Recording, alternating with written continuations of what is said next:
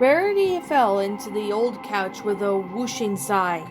She closed her eyes and rubbed the back of her foreleg gently across them. Every limb seemed to breathe with her as she finally let her muscles relax. Although she could feel them aching in her back and neck, she knew that it was going to hit her even harder tomorrow. When she opened her eyes, she could barely see the dimly outlined boards and the ceiling above her. She couldn't wait until she could get the most of that covered up. But the house's natural darkness was doing a decent job enough for it for the time being. Outside the tall front windows, the sun was just barely fighting through the suffocating barrier of clouds, which seemed to be dragging below the horizon so they could settle over the night sky in peace. And inside the old town hall, Rarity was about to be the first pony in 30 years to call it home for the night. Rarity had never been the most patient of ponies, and when Minnie had put that final bit of possibility tantalizing within her reach, Rarity hadn't been able to get a haul out of her head. She had constantly been daydreaming ways. Might have been able to renovate it and turn it into a talk of the town. Often she became so restless that she would start sketching out concepts for the building instead of the dress designs she would fill it with, she had corrected herself. But despite her determination to approach the idea carefully, deep down she already knew that she had made up her mind. It wasn't ideal, but when everything ever quite ideal, she knew that it would make it work. Sometimes long nights, but worth it. But she never had allowed to intimidate her in the past. The real kicker, however, had just come a little over a week after she visited Minnie. It had been a rare beauty of the morning, unfiltered sunlight cascading through their bedroom window. Her mother had made green tea and Rarity's favorite cranberry pastries for breakfast. Before she even came downstairs, after breakfast, Rarity felt the first inklings of what little itch in her mind, the nagging urge to shut everything else out and create. So she had taken her tea, gone to her bedroom, and warmed herself up for work by going through the fashion magazines and periodicals she had brought within Manhattan. But she hadn't yet had the heart to look at it. And then, just as she started to sketch out, her mother came in. "Oh, hello, Mother," Rarity said, her pencil freezing in the middle of its arc, her shoulders tense, causing her mind to derail from the page within her completely. "Is something the matter?" "Oh no, nothing. I was just wondering if I could get you anything." "Oh, thank you, but no, I'm fine." Rarity returned back to her desk. "All right then, anything I can do for you today? Maybe spruce up for you a little bit here?" "Really, Mother, I'm fine, and the room doesn't really need it. I'm just going to work on things for a while." "Oh, sure, for sure. You go right ahead, sweetheart," her mother had said, and Rarity had hoped that it would be like that, but her mother didn't go away. She had lingered, moving a little farther into the room and looking around, like she was trying to find something just out of place, so she would have to get something fixed. Then she moved a little towards the door, stopped, and then came over to the desk. "What you working on?" she had asked, but then Rarity knew she'd be getting no work done that morning. Her mother was in for one of those moods where she just wanted to be in the same room as Rarity and have something to talk about. Rarity's frustration was always tempered by sympathy in those events. She couldn't blame her mother for just wanting to spend a little time longer. Unfortunately, Cookie never seemed to grasp that and is made thoroughly impossible for Rarity to stay in the zone. And after Rarity spent the morning indulging her mother in idle conversation, she realized that she would be losing entire days' worth of work every week, this way for as long as she was still living under the parents' roof. Probably more as Sweetie Belle became more and more demanding. It was time to leave the nest, in fact. It was overdue, And there she was with the best chance in 2 years of unemployment sitting in front of her, and she was hesitating. No, it was time for her to stop waiting for some idyllic dream, roll up her sleeves, and seize what she had by the horn. The next day she went back to the mini. The rest of was history. There were countless papers to sign and ponies to negotiate and deals to log with the various offices. But Minnie had been a star guiding Rarity through it all. I've also found some few more grants to elevate the startup costs, she had said when Rarity had told her her decision. Since the old town hall is something of a historic property, there are a number of financial incentives that you could apply for that are designed to help you carry the historical landmarks forward. She had given Rarity some inexpertly designed formational booklets. This one is from the Canterlot Historical Society. They work up to keep the properties from being lost into new development. And this one's actually local, the Rich Historical Relevancy Grant. Minnie then rolled her eyes at that. It's one of those filthy rich pets projects. Something about making sure old fogies obsessed with the past don't bog down at the local economy by keeping businesses out of useful buildings. But won't treating it as historical property limits of what I could do with it? Rarity asked. She couldn't imagine trying to run a lively design firm out of something that looked like a ghastly relic from another era. If it had been a competently built and well-preserved sample of Gilded Age, maybe, but it was as... "Oh, you don't have to worry too much about that, dear," Minnie said. "It wasn't exactly stayed untouched over the years. Far from it, really. I doubt Rich would take care one way or another, and as long as you pitch it to the Canterlot Historical Society that you're restoring it to its original beauty, I think you'll be fine. Mayor will give you some disbursement for them, too. I'm sure of it." And to Rarity's surprise, she had received both grants, giving her more than she had estimated to get things started with. And a week later, her parents had helped her move in. She didn't have much in the way of furnishings, always have been constrained by the limits of her small bedroom at home, so she would need to find ways to make the huge place feel like home, and ultimately like established businesses. But for now, every pony who had helped her had gone for the day and left her alone in her new home. Home. She was home. This was home now. And despite its current disheveled state, Rarity couldn't help but feel excited at the prospect. Rarity tapped this steaming cup in front of her idly. The table was littered through rough sketches, most of them accentuated by vibrant grease pen markings in almost every color combination imaginable. Piercing her lips, she shook her head and shuffled them back into the stack, then laid them on the chair beside her. She then glanced up at the cafe's clock. It wasn't like Fluttershy to be late, but she was running almost 10 minutes behind. I doubt there's anything to be worried about, she thought, taking another drink from her cooling tea. Probably something came up with the animals. I hope she could still make it, though. Rarity was itching to bounce off her ideas off of some pony, and if she had to wait another day or two of mulling over options herself, she thought that she would drive herself mad. Just then the door swung open, and 2 ponies trotted inside, hurriedly shutting against the icy draft that had just followed them. Rarity looked up and smiled when she had noticed that one of them was Fluttershy, and she waved until she caught her friend's attention. The other mare looked over as well, and followed Fluttershy as she started to make her way over to Rarity. She had an orange coat, pale yellow hair, and Rarity recognized her as the apple farmer who normally ran one of the stalls in the marketplace. Rarity recalled trying to make small talk with her on the rare occasions she had purchased her produce for her parents. But the farmer had always seemed to be a rather brusque disposition, not much for a chatter.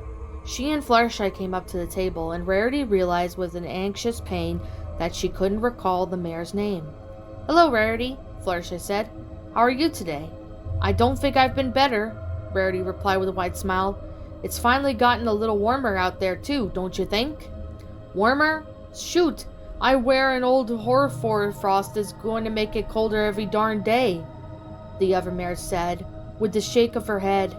Unlike Fluttershy, who wore a pale green scarf and matching earmuffs Rarity had given her last year, the farmer only wore a battered Stetson hat. Another potential customer, Rarity sang in her head. She had a brief version of the rustic-styled gown in green and brown, not her usual work, but it might suit the mare just before discarding it and refocusing on the conversation. I'm Applejack, by the way, and I think I knew you from around town, don't I? She continued, sticking an unshod hoof towards Rarity.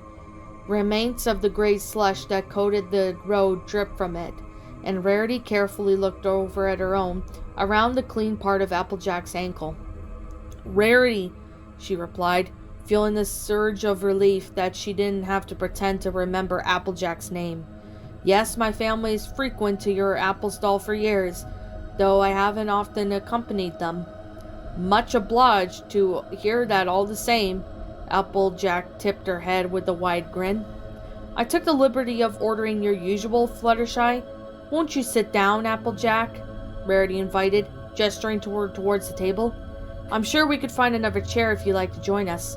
Thank you kindly, but I'd best be on my way. I was heading back home from Fluttershy's. Applejack was visiting one of my collies who just had the cutest litter of puppies, Fluttershy said. She's thinking of adopting one for the farm. It's been years since we had a good herder around, Applejack agreed. Poor old Brandy was the best pup you could ask for, but she lost the heart for it after. Well, it's been a while, and I meant to say, besides, I figured it'd be good for A.B. to get the energetic young critter run around with. A.B.? Rarity asked confusedly. Applebloom, my baby sister. Oh, you have a little sister? Rarity asked with, what a coincidence. I have as well. Her name's Sweetie Belle, but you wouldn't believe the pair of lunch she had been adorned with. I actually just moved out just to get a little more peace and quiet. Yeah, they sure raise a ruckus when they are at that age, Applejack said with a chuckle. Where did you move to? The old town hall. I'm planning on turning to a fashion outlet of sorts. Town hall? Applejack asked, raising an eyebrow in confusion. You mean the center of the market? No, the smaller building at the end of the South Market Street, Fluttershy explained. That used to be the town hall until they built a new one. Oh, that place! Is that where it used to be? Hayseed and Granny always called it the old gallery. Old gallery? Rarity asked curiously. Whatever for, I don't know. Hayseed does some maintenance work for us on the farm, and he mentioned he took care of that place for the town for the while. He's always threatening to quit or move away over it, so I was right glad to hear someone else had taken on it. I guess that's you. Quit? Why would he say that? He just didn't like it. I assumed it wasn't so much of a job, being paid for the town and all, but you gotta make ends meet somehow, Applejack shrugged. So you're turning it into a clothing store? I might just play it as a visit myself. We got the whole closets full of old stuff that what needs fixing and replacing. And little AB's going to be growing through the outfits like no pony's business. I'll be delighted, Rarity said, beaming. I'll look forward to it then, Applejack said, nodding. Well, I better get back. It was real good to meet you, Rarity. Turning to Fluttershy, she said, you let me know when those little pups are ready to head on their own, right? Of course, Fluttershy answered with a small smile. See you later, Applejack. Well, she seems quite pleasant, Rarity said after Applejack had left the calf. Oh yes, she's very nice, Fluttershy said, sitting down on the opposite of Rarity. I've been helping her family with the animals ever since I moved to Ponyville. I hope I can help with their clothes once they're open. She's literally not into fashion, but they've been having a hard time for it for the past few years. Oh, I'm sure we can work something out, Rarity said, tossing a strand of mane and back. Any local pronage that will be tremendous help getting started. I'm going to have a lot of expenses to recover in the next few years. Noticing Rarity's sudden frown, Fluttershy asked, "Is everything okay, Rarity?" "Of course, yes, darling. It's just there's so much to talk about. I have to try not to worry about the future too much, or it starts to get to me. This is really quite the riskiest endeavor, and I don't think I could bear to face my parents. If this doesn't work out, they've done so much already." "I'm sure it'll be fine," Fluttershy said with total sincerity. A waiter walked up and placed a fresh cup in front of Fluttershy, who thanked him and sniffed the earthly smelling tea with the relish. "So, you said you wanted an opinion on something?" "A few things, actually," Rarity said, pulling out a list that was heavily marked with dozens of lines that scrawled around careless cursive, and almost as frustrated scratches obliterated them. "I just can't settle on a name," she grumbled, nursing the half-empty cup. "You should let me know if I give you any of those ideas. But to be honest, I don't think I'm happy with any of them. I thought of rare designs, but seems a little bit uninspired. The art of the dress is a bit too long, and I can't imagine making anything catchy out for the marketing materials. Ponyville culture too plain, the fretted gem too kitschy." She then tossed the quilt aside, leaned back with the stretch, and sighed. "Honestly, I like to reference the design of the building and its Gilded Age origin somehow, but I really can't think of anything. When you think of those times, you think of Spring Gaily, establishment, high society with the dash Dorsey sportsmanship." She then looked back at Fluttershy, who was looking at her attentively. "But I hadn't said anything. I'm so sorry I'm boring you already, aren't I?" No, not at all," Fluttershy said sincerely. "What do you think then?" "Well, these are nice," Fluttershy said hesitantly. "But I agree, they don't seem to quite fit you. I'm not sure if I have any ideas, though." "Not a problem," Rarity said, sweeping the list away into the stack of the chair beside her. "I know something will come to me. Instead, you should tell me what you think of these color schemes. I've got it all narrowed down to 5 or 6, but I need an objective eye. Tell me how you think these would look at the end of the road leading to the marketplace." Fluttershy looked over the papers in front of her, holding up each one and squinting at it before laying it aside. "I think I like this one the best," she said finally, tapping one with color scheme in blue, pale blues, purples, and pinks accented with gold. Rarity smiled. "You know, I rather think that's the best one as well," she said, seeping the page up with satisfaction. "It just sings of cultured fiverly, does it not? Oh well, I cannot wait to get to the interior done. You have no idea how dirty it is inside." Rarity trotted happily out of the cafe into the marketplace. After the stress of moving and all the paperwork that came with it, she had hardly realized how much she needed to get out and talk with some pony. As she passed the brightly clashing hues of the stalls, she amused herself with the imaging different, perfectly tailored outfits for each pony she passed. When she turned down South Road and her trot slowed to a reluctant walk, her house at the end of the gentle incline, its sharp lines and windows almost looking maculate into the contrast to the lively scene she was just leaving behind. It looked more like a military watchtower than anything else, daring more than inviting ponies to approach it on the street. Rarity shuddered, but threw off the feeling. There was no more room for imitation.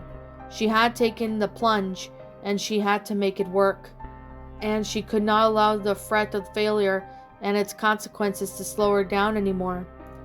She believed that they were the source of her trepidation until she came down the doorstep and lay a hoof in front of the frosty latch. But at the moment she touched the cold metal, she was struck with the oddest sensation that she had forgotten to knock, as if she stood on the doorstep with a practically unfriendly neighbor and was about to commit the unthinkable rude act of just waltzing in without permission. "Well, it is a new house," Rarity rationalized. "It would simply take me time to get used to thinking that this is all coming home." She huffled and she tried the latch. It was locked, but jolted firmly. Rarity frowned. The The lock rattled, but it refused to move. Rarity's jaw dropped slightly in angry, confused frown. She hadn't meant to lock the door before leaving the calf. This was Ponyville, after all.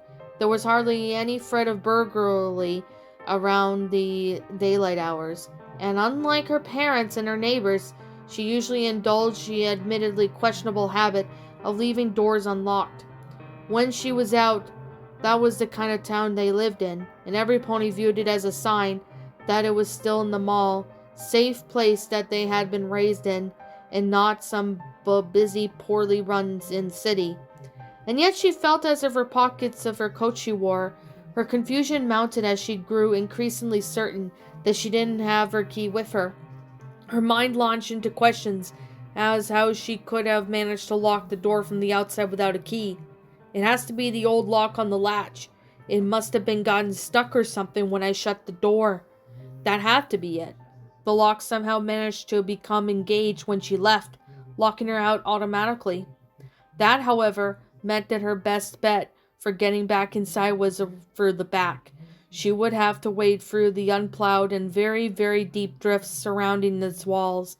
She gave the door a frustrated kick and growled, and then turned away, just before she heard a faint, almost imperceptible snick, followed by the groan of the door.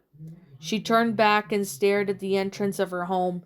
The door had swung inwards just a few inches, just enough to see inside or for some pony to look out. She fought before suppressing the idea.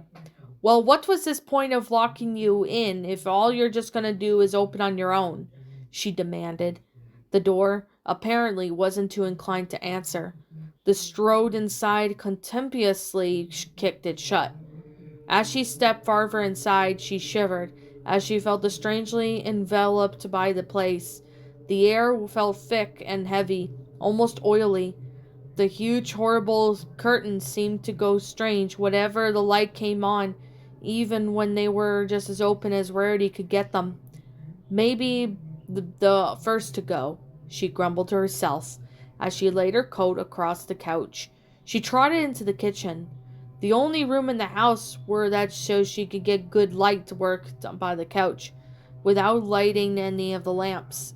Sitting on the table, she pulled a stack of pamphlets, catalogs, and ordering forms towards her, and started to go through them. As the afternoon wore into the evening, however, the dimness inside began to intensify. She still wanted to get a few things accomplished before turning in for the night, so she decided it was a good time to try lighting the few lamps. She had stood from the table with a groan that stretched her stiff muscles. She had gone to bed so early the previous night, so she hadn't bothered with the lights. But lighting the countless fixtures around her shop would be a routine, so she would need to get used to it as quickly as possible. She looked up at the ceiling at the 4 chandeliers, hung regular intervals throughout the room. They were larger versions of the ones that decorated her room upstairs. It bothered her that they weren't 5 or 6 like she thought it had been. Every pony knew that the proper Gilded Age horticulture abhorred anything occurring the accounts of 4. It evoked squares, and a broke of Art Nouveau theme present throughout. Whoever had tried to mimic it when the old building of the town hall had been a poor student, though, with all the square doors and windows that were more reminiscent of the Victorian period than anything else. It was something Rarity intended to correct as soon as possible. Disregarding the flicker of annoyance, she focused on the fragile, dust-grimed chains concealed within the chandelier's foggy crystals and tugged on them with her magic. They squeaked like they startled mice as they lowered an inch or so, pulling down the thin skeletal levers and raising the familiar chains to fix the opposite ends of the lever. Rarity arched her ears forward at the nearest chandelier, and she had heard the faintest hiss of gas slivering through the delicate brass veins concealed within and mid of the unnaturally decorated limbs. Rarity sighed in relief. She had been assured home and would be reconnected to the Ponyville gas works by her move-in date.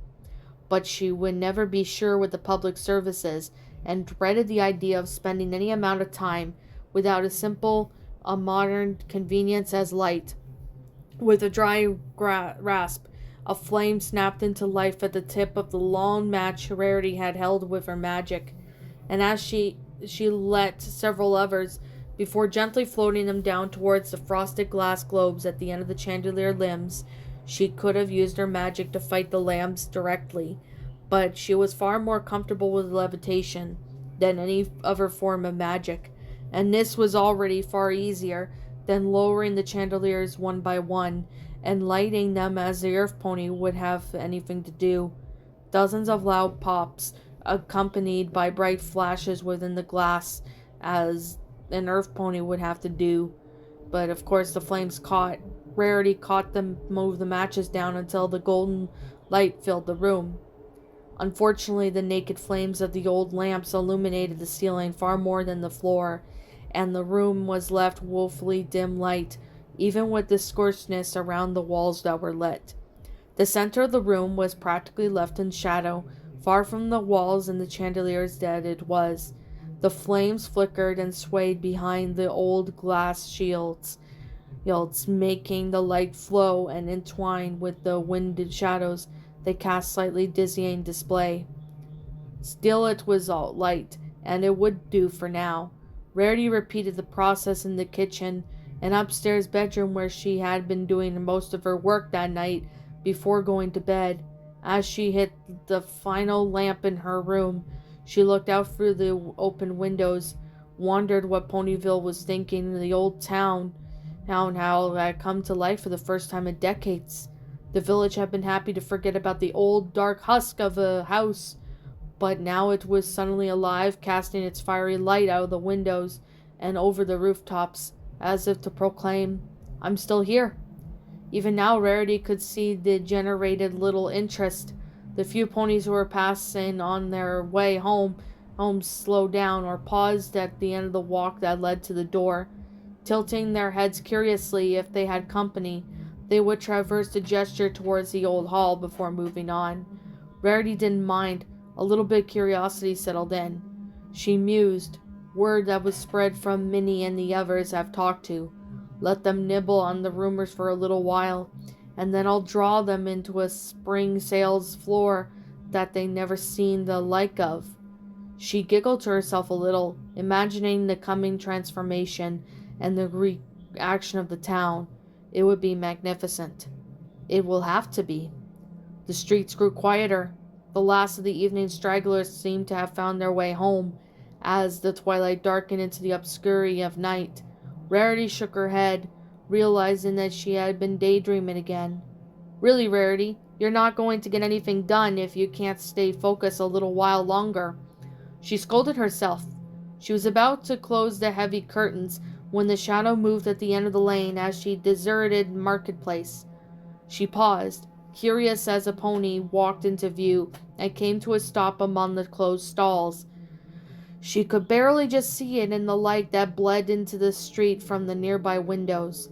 It turned its head back with the fourth and long pauses between the movements, as if it was looking for a familiar landmark but it wasn't finding it. Then it turned towards her, although she couldn't possibly see its eyes in the distance. She thought she could imagine them sitting on bright windows of her home, on the smaller second-story planes that shone out like lighthouses, and on her standing with the open of the light revealing her.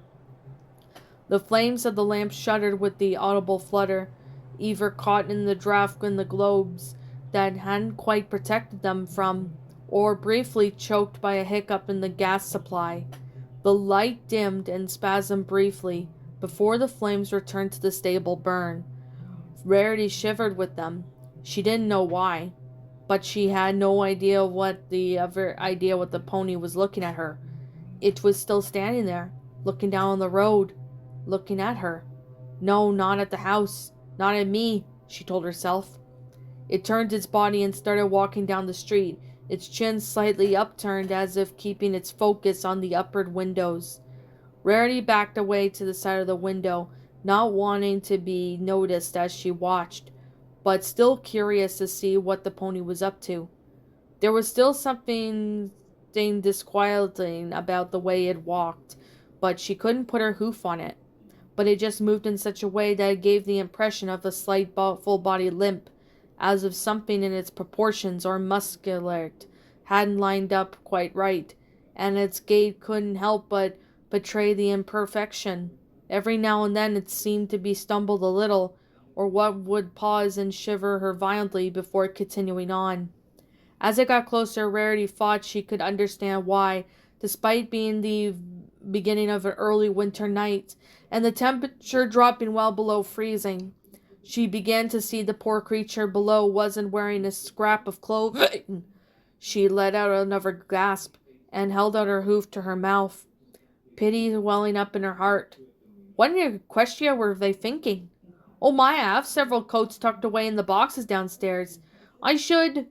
The pony came to a stop at the end of the street, standing in the shadow of its last house, across the way from the old town hall.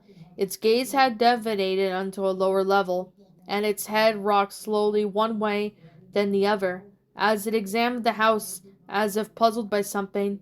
Now that it was so close, Rarity thought it was an earth pony, pink in color, though the darkness made it hard for it to tell. Pinkie Pie? Rarity thought, her brow furrowing in confusion. What was she doing here? Something from Minnie, maybe? Sensing as if in her inquiry, the pony raised its head again, and this time Rarity had no doubt that it was looking right at her through the window. Rarity stepped back in front of the window. It felt like she was stepping onto a cold draft that was slipping through the room. She waved, trying to smile, but felt the wind and phony. What was it about that the pony's stare was making her breath shudder as it passed each her throat? The pony didn't wave back. It simply stood there, staring, and Rarity started to feel scared. She couldn't make out the pony's face, but the feeling she got was like she was a filly and had been caught by her mother mangling with the curtains, and having no doubt after merely glimpsing her mother's face that she was the object of a terrible rage. This was worse, although this was what it would have looked like if there hadn't been any motherly love or affection tempering the anger and unbridled reasonable wrath. Rarity drew back quickly from the window, her breath coming hard and fast. Her legs shook a little as she firmly to tell herself to calm down, measuring each new breath with the increasing deliberateness. She had shook her head and grimaced at the ridiculousness of what she had just felt. Pinkie hadn't been able to see her. That was all, as she hadn't noticed her wave. She would go down and ask Pinkie why she had come, and maybe share the cup of tea before sending her on her way. Or Rarity thought, recalling the boundless energy of the assistant realtator she had stepped into the dimly lit hall. It might be best, if I am so too tired to find where the tea things are packed tonight. She trotted down the stairs, and little flames in her globes were swishing back and forth like restless tails as she passed. But when she had stopped into the main room, she froze. The front door was standing wide open, and the dark street was just visible beyond it. For a moment she stared at it, feeling the cold wind from outside as it rolled into the room and threatened to extinguish the lamps. The flames were dancing and shuddering, as of agony from the frigid air. Rarity blinked, then glanced around. There was no one in the room, so she strode forward onto the doorstep, looking around with the quick, stern glances. She turned and expected Pinkie Pie to stand somewhere nearby, her bright smile dispelling the unfriendly shadows as she bounded to get forward to greet Rarity. In that moment, Rarity didn't think that she would be annoyed by it in the slightest. But Pinkie, or whoever that pony had been, had gone, and the streets were completely empty. Rarity looked down at each road just to be sure. She couldn't quite see all the way to the market now that she was on the ground level, but the road was undeniably devoid of stray ponies, whose business had carried them out late in the evening. Her breath went up the clouds of mist in front of her, and she shivered with the cold that she had uncomfortable notion that the other pony had noticed the open door and came in while she was on the stairs. It might have been somewhere behind her right then. She took a long, shuddering breath, stepping inside and turning as she shut the door. The empty room greeted her. The light from the lamps became open once again as the breeze stopped. Rarity tugged firmly onto the old door, rattling just to be sure the latch had fallen into place, and locked it with a decisive nod. She then sighed. "The hay with unpacking," she thought. "It can wait till tomorrow." Her eyes were weak from fatigue, and it was obvious that she was too distracted for now for any more heavy labor that day. But she had put out the lamps and plunged her home into shadow, so she couldn't stop herself from going into every single room and closet, even down to the basement, to be sure that no pony but her was inside. What's up, my pretties? It's the Lion Queen here. I want to appreciate you all for tuning into this video, and I do appreciate you guys supporting my video by giving this video likes and stuff. If you really enjoyed this video, be sure to leave a like, comment and subscribe if you're new, ring the bell for notifications to when I upload so that way you guys will get updated for whenever I upload. If you want to follow me on Twitter or DeviantArt, feel free to leave a follow on those if you are interested in following me on those socials. If you want to support my backup channel, known as Miss Dark Shigo, feel free to subscribe to it, as a link to that will also be in the About page section. And with that being said, and that being the case, thank you so much for watching, my pretties, and as always, please stay pretty.